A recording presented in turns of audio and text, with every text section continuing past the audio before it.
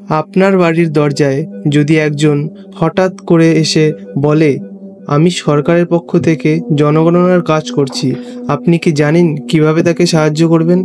হ্যাঁ বন্ধুরা, দীর্ঘ 16 বছর পর ভারতে শুরু হতে চলেছে দেশের সবচেয়ে বড় তথ্য সংগ্রহের কাজ, জনগণনা। এই ভিডিওতে আমরা জানাবো 2027 সালের থেকে ইন্ডিয়ান সেন্সাস ঠিক কী, কেন এটি গুরুত্বপূর্ণ এবং এবার কিভাবে ডিজিটাল পদ্ধতিতে তথ্য সংগ্রহ করা হবে। ভারতে শেষবার জনগণনা হয়েছিল 2011 সালে। 2021 সালে এটি হওয়ার কথা থাকলেও কোভিড-19 মহামারীর কারণে তা পিছিয়ে যায়। এখন 2027 সালে হতে চলেছে দেশের 16তম জনগণনা। এই জনগণনার মাধ্যমে দেশবাসীর সংখ্যা, লিঙ্গ অনুপাত, সাক্ষরতার হার, শহর ও গ্রামের বিভাজন, এই সব গুরুত্বপূর্ণ তথ্য সংগ্রহ করে প্রকাশিত করা হবে। এই তথ্য দেশের পরবর্তী পরিকল্পনায় শিক্ষা, স্বাস্থ্য, ট্রান্সপোর্ট এবং আর্থিক নীতির ব্যবহার করা যাবে। আপনার বাড়িতে যদি কোনো গণনা কর্মী আসেন, প্রথমেই তাকে পরিচয়পত্র দেখতে বলুন।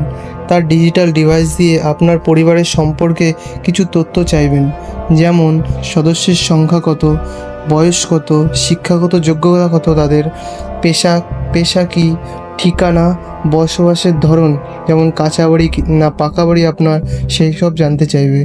এই তথ্য গোপন রাখা হয় এবং শুধুমাত্র সরকারি পরিকল্পনার কাজেই ব্যবহৃত হয়।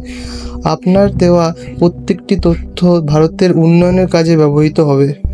অনেকেই ভাবছেন, ডিজিটাল তথ্য দিলে নিরাপত্তা থাকবে তো? হ্যাঁ, এবার তথ্য সংগ্রহ করলে আধার লিঙ্ক ও মোবাইলে ওটিপি দরকার নেই।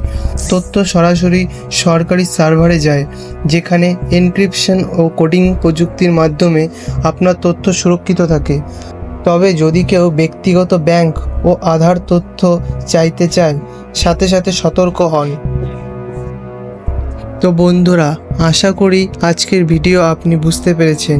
এই জনগণনা শুধু সংখ্যার হিসেব নয়, বরং একটি দেশের ভবিষ্যৎ পরিকল্পনার ভিত্তি। আপনার দায়িত্ব সঠিক তথ্য দেওয়া এবং অন্যকে সচেতন করা। ভিডিওটা ভালো লাগলে অবশ্যই একটি লাইক দিন, কমেন্ট করে জানান আপনি কোথা থেকে দেখছেন আর আপনার এলাকার পরিস্থিতি কেমন।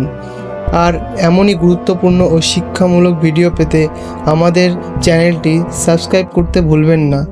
ধন্যবাদ, দেখা হবে পরের ভিডিওটিতে।